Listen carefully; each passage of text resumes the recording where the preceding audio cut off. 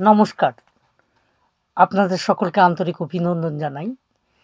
আজকের আলোচনা সেই আধুনিকতা থেকেই ঘুরে ফিরে এসে আজকে বলব বোধ নিয়ে। বোধ অর্থাৎ আমি ভালো বোধ করি না মন্দ বোধ করি, কোন ক্ষেত্রকে আমি ভালো বোধ করি, মন্দ বোধ করি এইগুলো।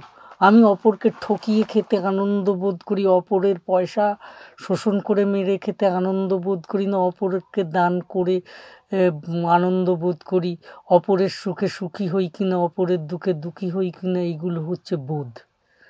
আর এই বোধের কাছ থেকেই আমি ভালো কাজ করব কি মন্দ কাজ করব তা নির্ভর করে। তবে এই বোধ অনেকটা আবার সমাজের কাছ থেকে, পরিবারের কাছ থেকে বংশগতভাবে আসে, পরিবেশগতভাবেও আমাদের মধ্যে বোধগুলো খেলা করে।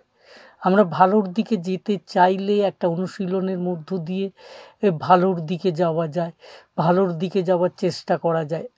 আমার মনে হয় এই ভালোর দিকে যাওয়ার চেষ্টাটাই ঈশ্বর। এই যে ধর্ম-টর্ম কি আছে নেই, ঈশ্বরকে দেখা যায় কিনা এইসব বিতর্ক আসলে ওই বোধের কাছ থেকেই আসবে। একটু ভেবে দেখবেন ধর্ম আসলে বোধের কাছ থেকে আসছে কিনা। আমি আজকে এইখানে থামাবো। পরবর্তীকালে এই বোধ নিয়ে এগিয়ে যাব আরও একটু।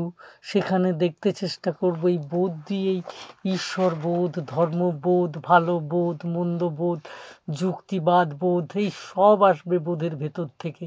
এই কথা বলে আজকে আপনাদের সকলকে আন্তরিক অভিনন্দন জানিয়ে আমার কথা বলা শেষ করলাম।